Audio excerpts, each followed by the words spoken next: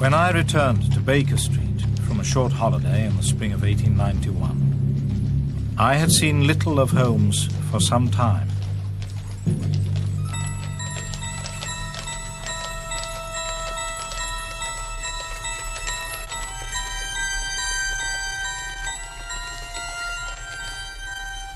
I saw in the papers that he had been engaged by the French government upon a matter of supreme importance, but I could hardly foresee that it would have so violent a consequence. It lies with me now to tell for the first time what took place between Mr. Sherlock Holmes and Professor Moriarty in that fateful year. Ah, Mrs. Hudson. Has Mr. Holmes returned? Oh, he has indeed. He came in early, must have been before 7. "Morning, Mrs. Hudson," he says. "Have you anything nice for my breakfast?" As if he hadn't been away for 4 months. You could have knocked me down with a feather. And he's gone out again, I take it?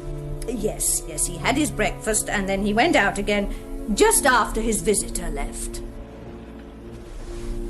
Visitor? An elderly gentleman. They had words.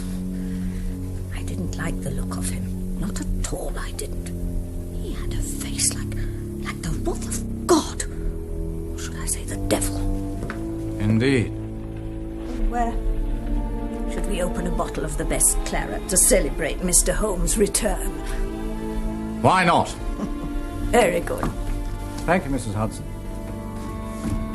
I learned later that Holmes had survived 3 attempts on his life that very day. But as I waited for him to reappear, Baker Street looked to me as safe and secure as ever.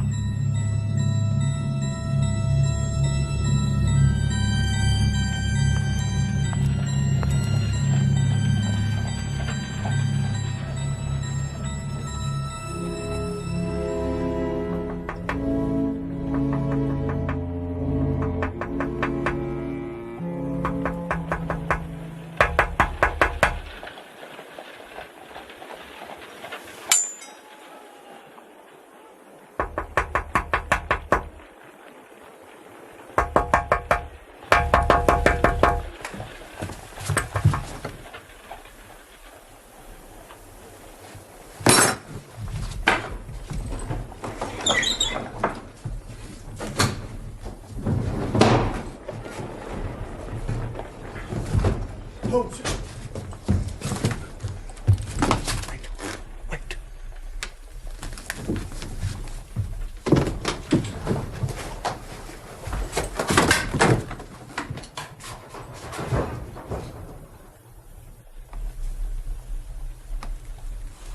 What is it?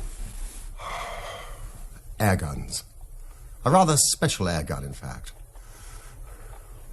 Watson, would you have any objection to drawing the blinds, casually, as if you were alone in this room?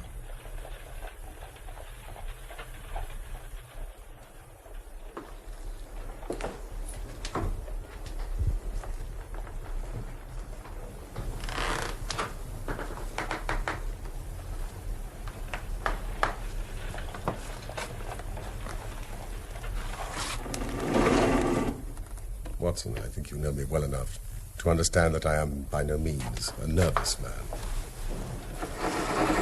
But it is stupidity rather than courage to refuse to recognize danger when it is close upon you.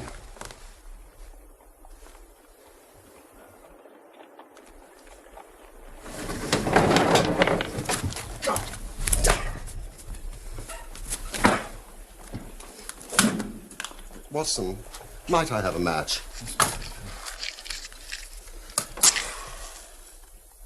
Holmes, you're hurt. Scratches, nothing to signify.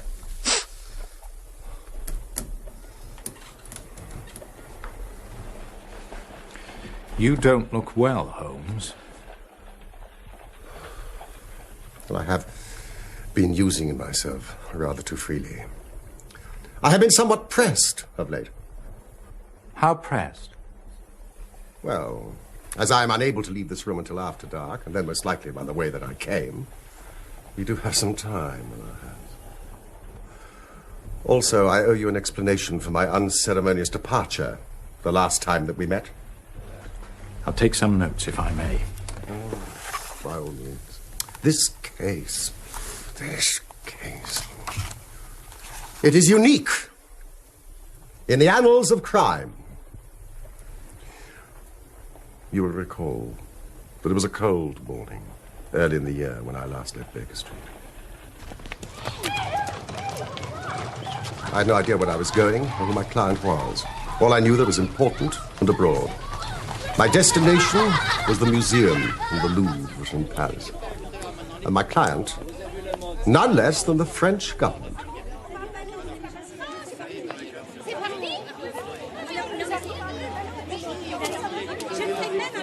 Surely this Palais du Louvre is near to the very heart of France. It was here that the great Roi Soleil held court, and here that Napoleon Bonaparte was married to the Archduchess Marie-Louise of Austria. Indeed, it is a history lesson in stone. And now this gallery contains our finest paintings. Gentlemen, shall we come to the point? I presume the Mona Lisa has been stolen. Qui le lui a dit? Je vous assure, monsieur le ministre, je n'ai absolument rien dit. When I see two hooks, and the place where the Mona Lisa used to hang, and then this talk of peril and scandal. Yes, now I begin to understand the delicacy of the matter. The Louvre is closed on Mondays for maintenance. The fact that the Mona Lisa was not hanging in her usual place was put down to the fact that she was in the photographic studio. It was only later in the day that a workman found the frame in a little storeroom under the Salon Carré. We put the glass over the painting only a month ago. We feared an acid attack. There was such a one in Florence recently. How very fortunate. Pardon? 2 good thumbprints.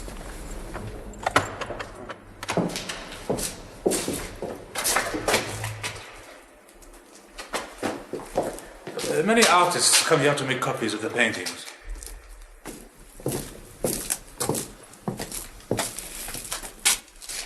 This one seems well done. Yes, that artist is particularly clever and makes a good living from his copying. I should like to meet him sometime.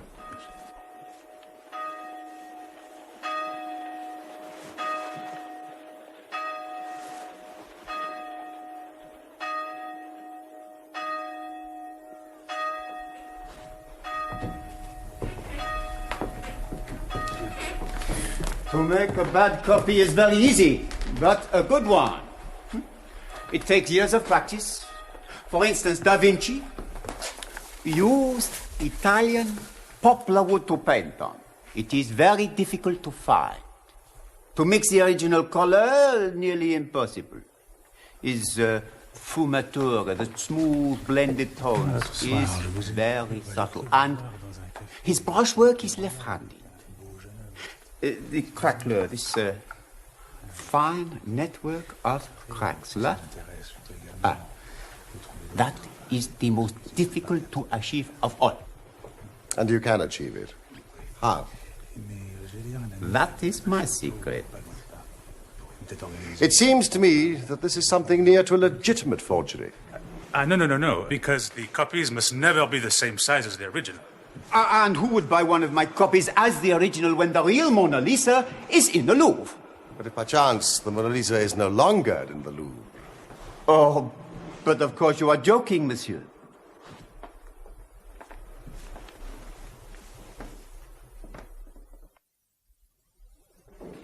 Happily, the French police are well ahead of the British when it comes to fingerprints. The great Bertillon himself was kind enough to refer to my little pamphlet on the subject as his Bible. As I suspected, our man had been involved in petty crime in the past. A Spaniard named Mendoza. There is your thief. Not a pleasant specimen. Mr. Holmes, France owes you a great debt. We have not got the man. And more important, the painting. But he must be arrested immediately. He may have already sold it. No, gentlemen, it is my belief that the painting is still in Mendoza's keeping. He is only a pawn in a much bigger game. This robbery has been carefully planned over months, even years, by a master criminal. But what professional criminal would want to own the Mona Lisa? That is madness. He can't sell it. I believe the master criminal is not interested in the original. If he can pass off the forgeries as originals for the same price. Gentlemen, we must alarm Mendoza.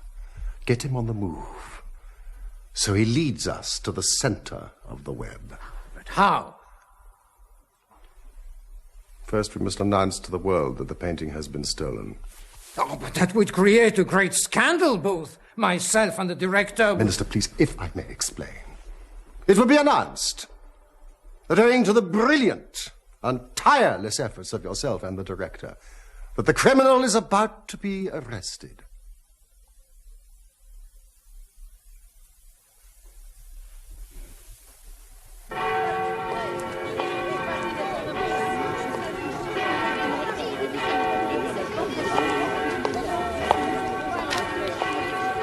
Mr. Holmes, we must arrest him now. No.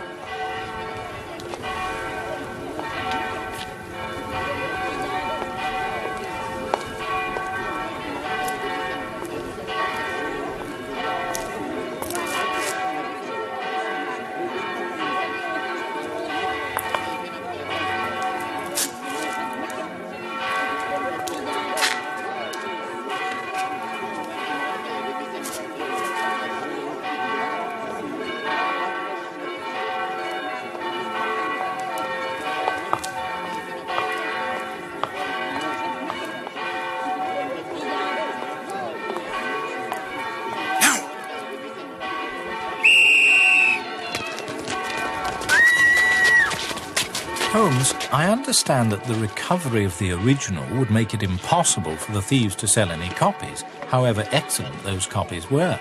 But did you have any clue to the identity of the mastermind behind the whole scheme? I was satisfied that I had recognized one of Professor Moriarty's agents. Moriarty?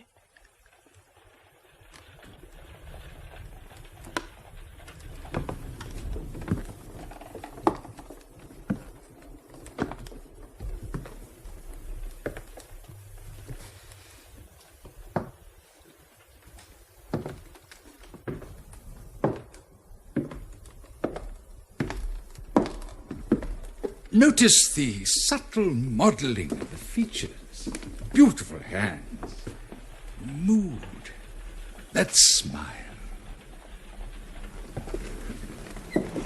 As Walter Pater described her, the head upon which all the ends of the world are come, and the eyelids are a little weary. No one else has ever had the genius to paint this masterpiece, except Da Vinci. If you look at the paintwork, sir. Leonardo's signature, writ large. The brushwork, mano sinistra. The bloom, the sfumato technique. Will you excuse me?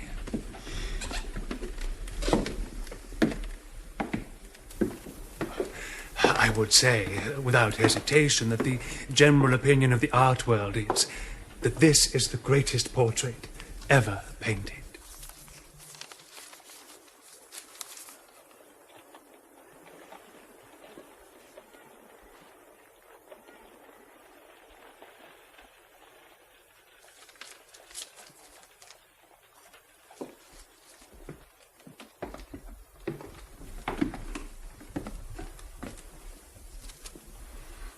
I very much regret to have to tell you, sir, that this painting is no longer for sale. I don't understand, Professor. I mean, the price, maybe? Well, now look, I'll reconsider. I'll give you a cool $4 million. How's that? I'm sorry, Mr. Morgan. The painting is no longer for sale. Huh? Hey, what you guys up to? Take your hands off me, you mick! For sakes, for nothing. Get out of there quick enough, you fucks. Go get lost. Richard Holmes has recovered the original. These are worthless. Destroy them. Burn them. Do it yourself. Let no one else see you. Yes, Professor Moriarty.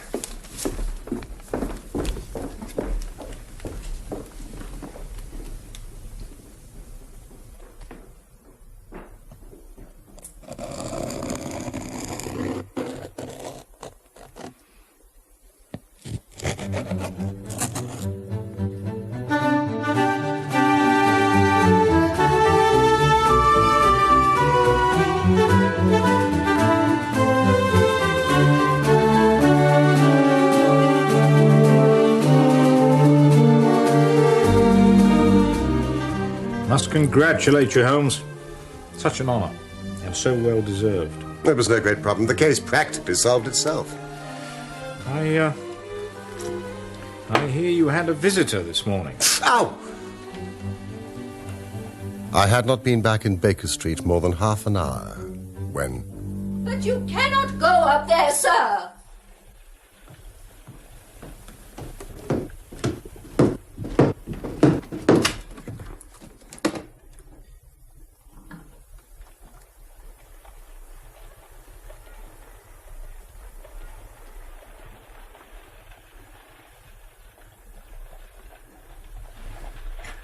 You have less frontal development than I should have expected.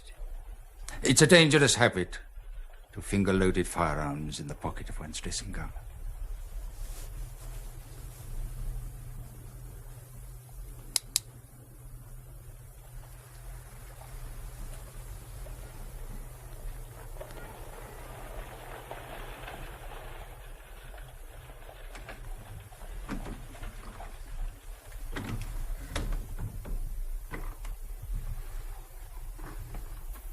You evidently don't know me. On the contrary, I think it's fairly evident that I do. I can spare you 5 minutes, if you have anything to say. All that I have to say has already crossed your mind. And possibly my answer has already crossed yours. You stand fast. Absolutely.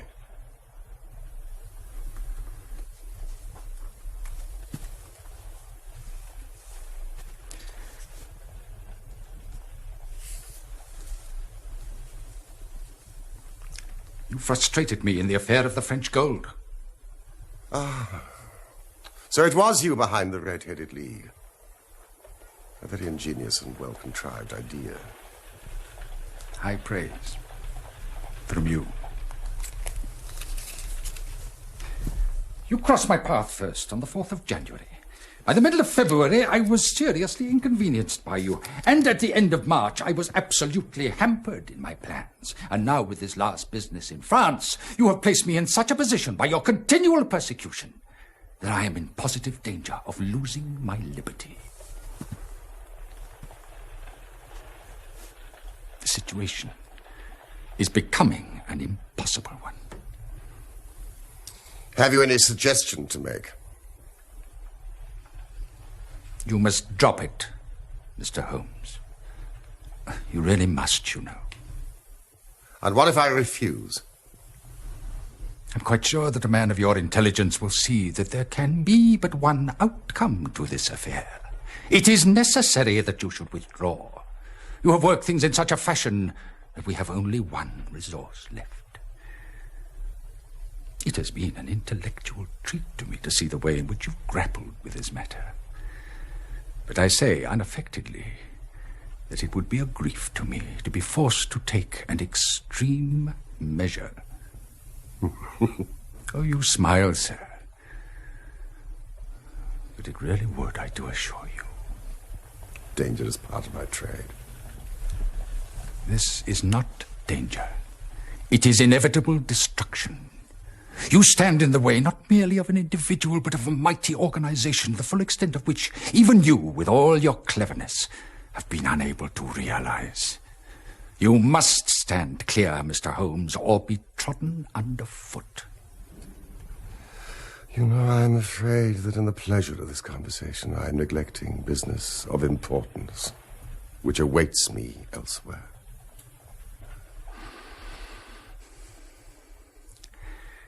Well, well. It seems a pity. But I've done what I could.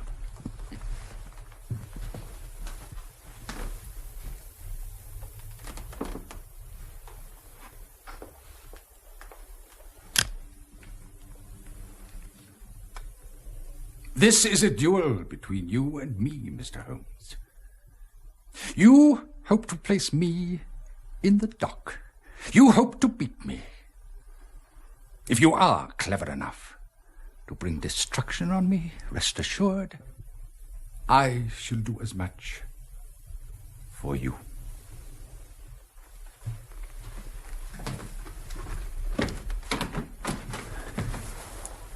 You have paid me several compliments, Mr. Moriarty. Let me pay you one in return when I say that if I were assured of the former eventuality, I would, in the interests of the public, cheerfully accept the latter. I can promise you the one, but not the other.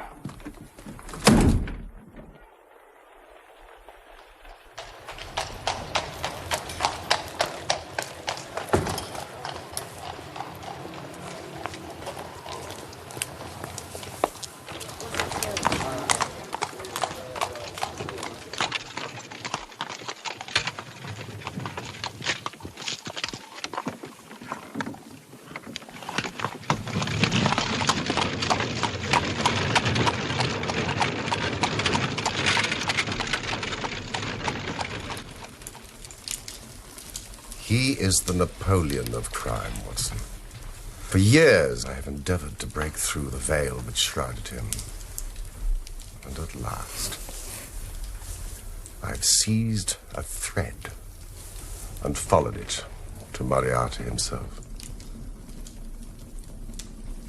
And now I'm ready to close on him. If he doesn't close upon you first.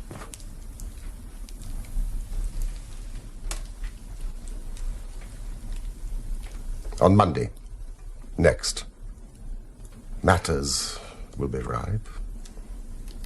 The professor and all the principal members of his gang will be in the hands of the police.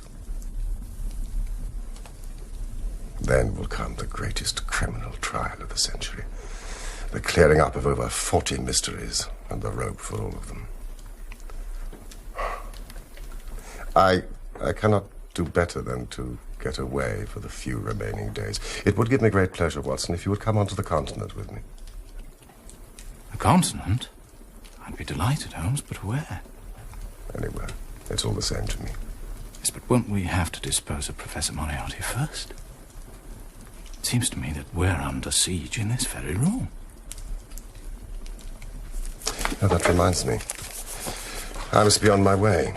Won't you stay the night? No, it's too dangerous for you if I stay here.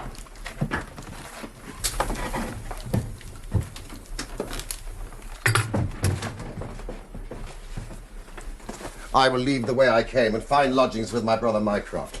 We start tomorrow morning. Tomorrow morning? Oh, yes, it is most necessary. Now, here are your instructions, and I beg of you to follow them to the letter. For you are now playing a double-handed game with me, Watson, against the most powerful syndicate of criminals in Europe. You will dispatch whatever luggage you intend to take by trusty messenger, unaddressed to Victoria Station tonight. In the morning, you will send Mrs. Hudson for a hansom cab, desiring her not to take the first or second which may present itself. You will drive to the Strand end of Lowther Mews, handing the address to the cabman with a request that he will not throw it away.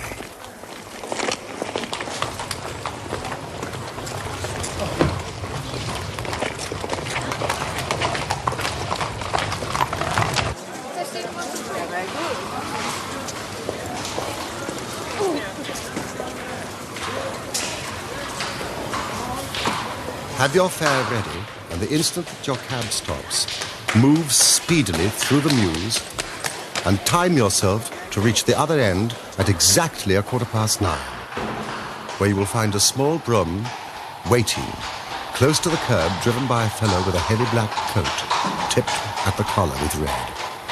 Into this you will step, and you will reach Victoria in time for the Continental Express.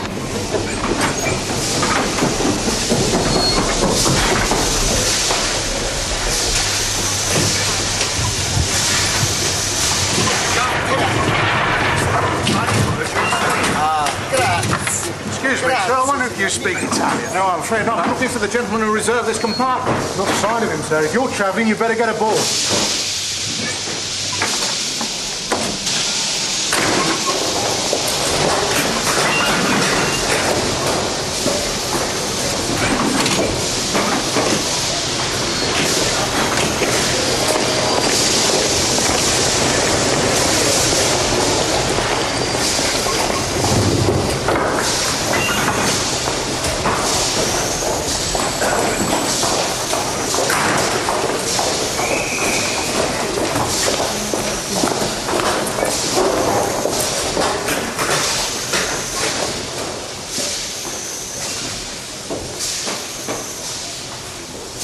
My dear Watson, you haven't even condescended to say good morning to me.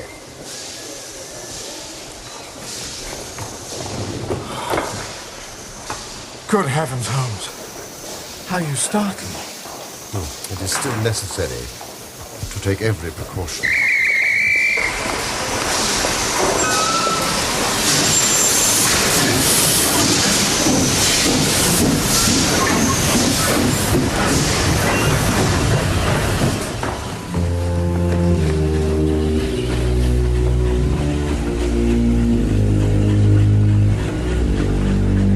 Rather fine, Watson.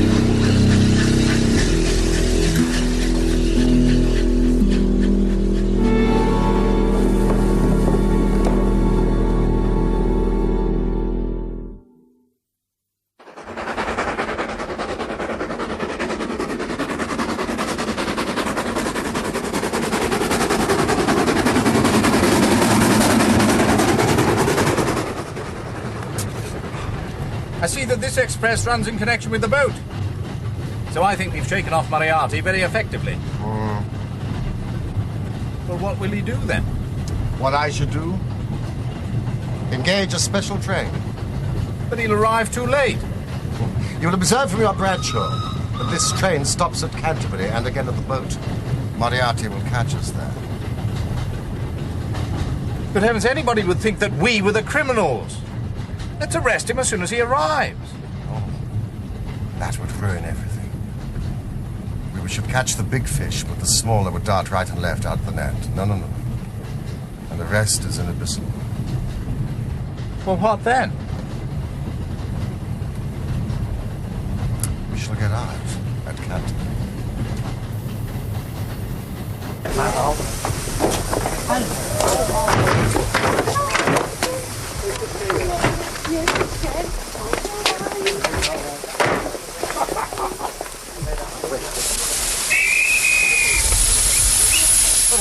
our luggage. We must give Moriarty something to follow. What do we do? We shall go across country.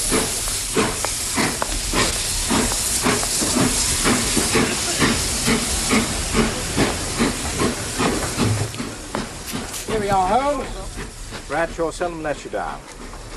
From Ashford Junction, we can take the 1 o'clock slow train to Hastings, then on to the dear old London, Brighton and South Coast Line, Bexhill to Lewes non-stop, then on to New Haven, evening boat to Dieppe.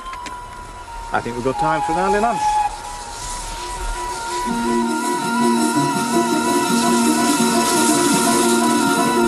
So soon.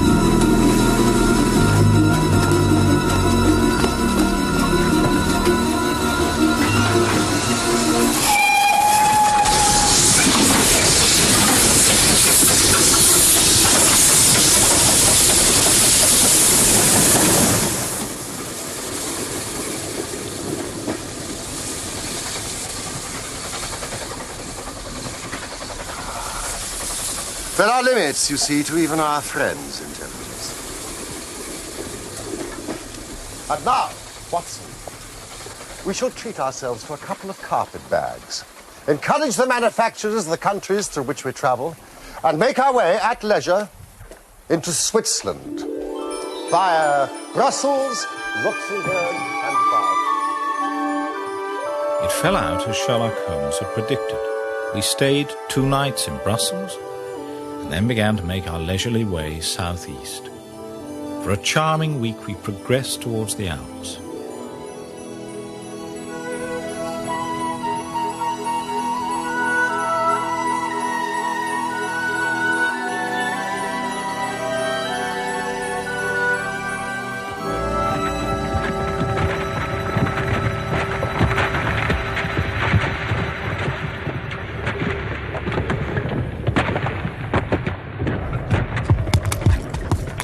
What do you think? A common enough occurrence in the mountains.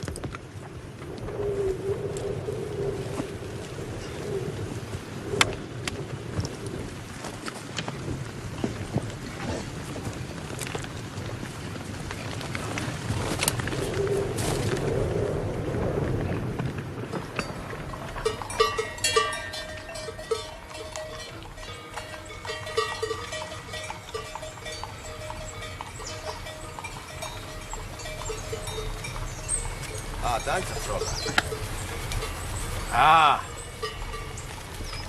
nothing like drinking the wine where it's grown.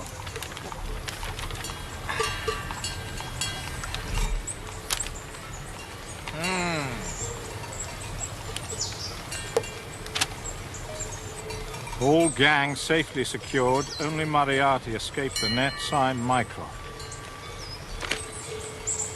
He's given them the slip. I think it would be better if you were to return to England, Watson. Why?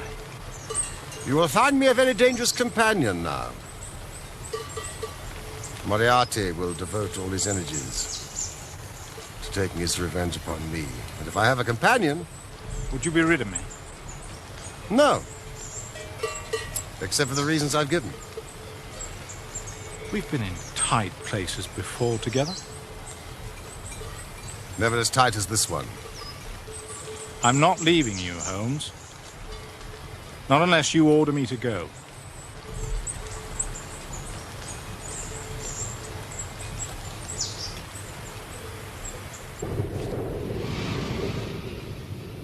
I'd never been to Switzerland before, but the beauty of the landscape reminded me irresistibly of the northwest frontier provinces of India. But, in spite of the lovely scenery all round us, it was clear to me that never for one instant did Sherlock Holmes forget the shadow that lay across him.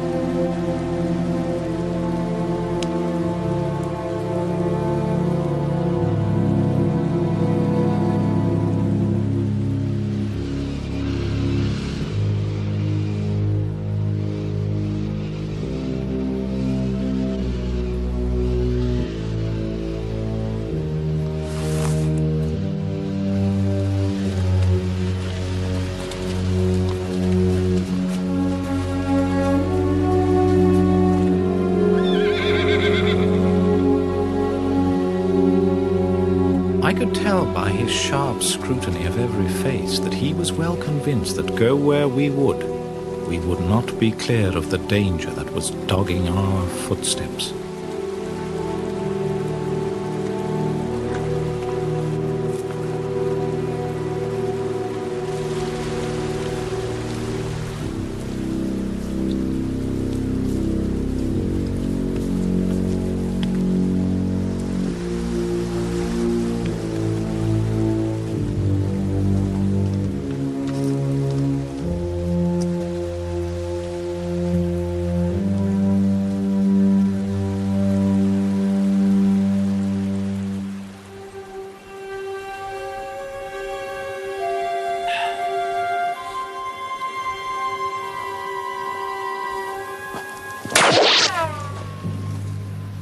What was that?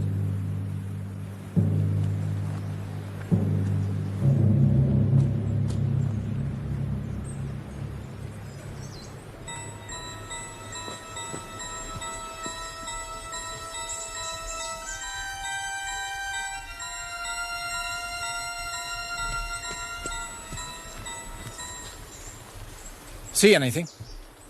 No, nothing. It's time we were on our way. Hans, we're on our way.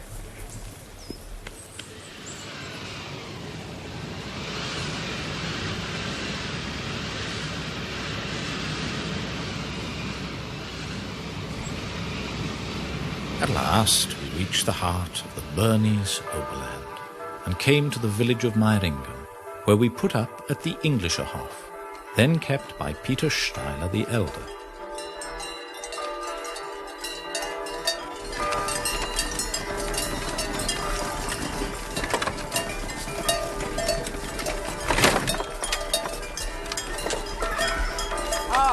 Steiler? Exactly.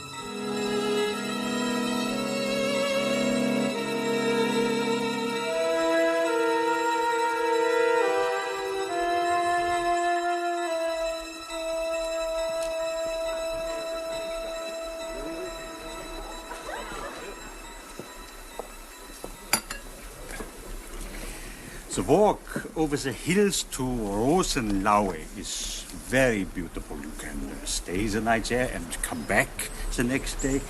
But you must not on any account miss the falls of Reichenbach. It's only a small detour. There it is. Also, gute Reise. Dankeschön.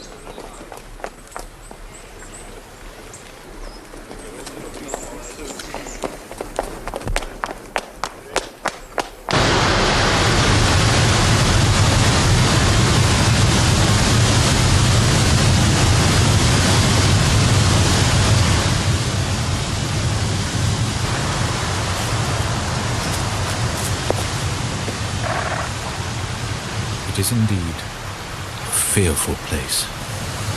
The torrent, swollen by the melting glacier, plunges into a tremendous abyss, in which the spray rose up like the smoke from a burning house.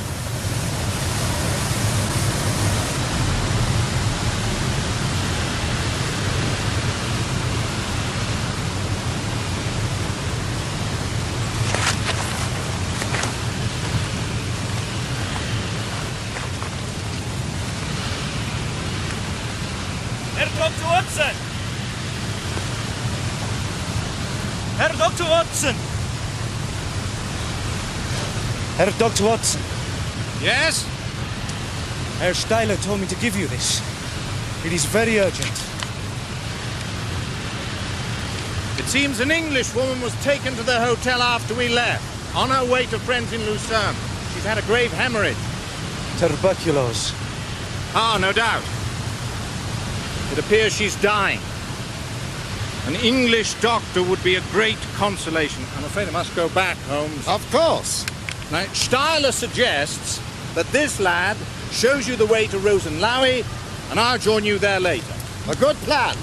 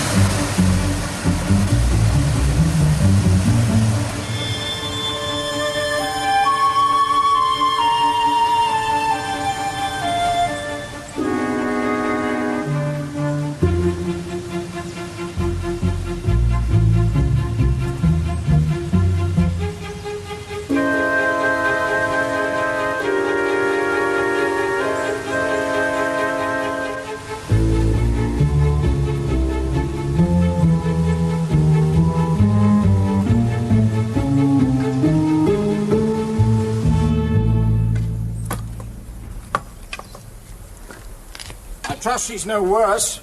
Bitte?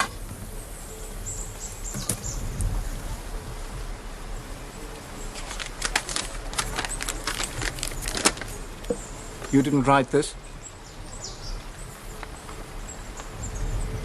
There is no sick English woman at the hotel? No, but it has a hotel mark. Of course, there was a tall old Englishman who came here after you had gone. He said...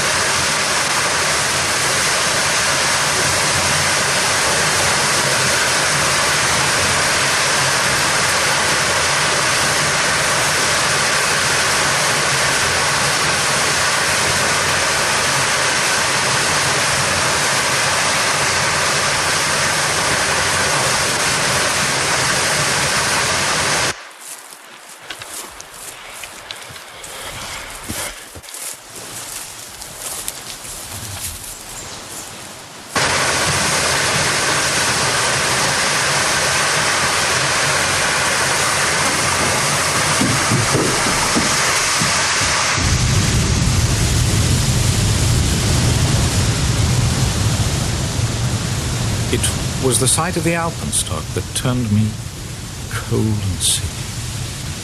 He had not gone to Rosenlau. I stood for a minute or two to collect myself, for I was dazed with the horror of the thing. And then I began to think of Holmes's own methods and to try to practice them.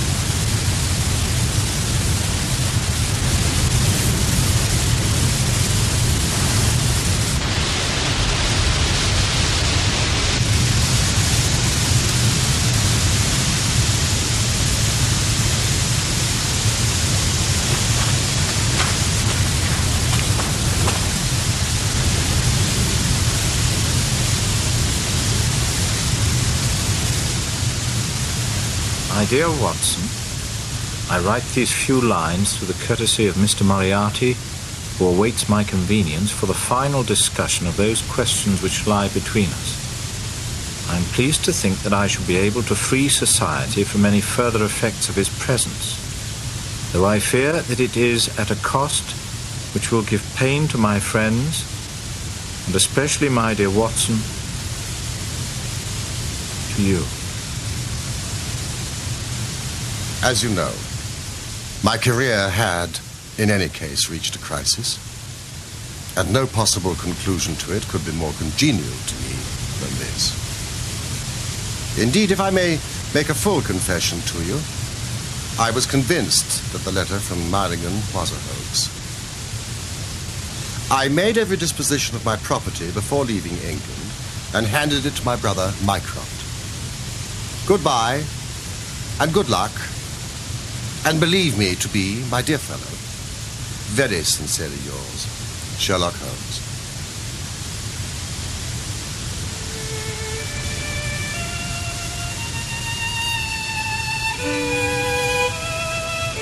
In this situation, I had little doubt that a personal contest between the two men ended as it could hardly fail to end.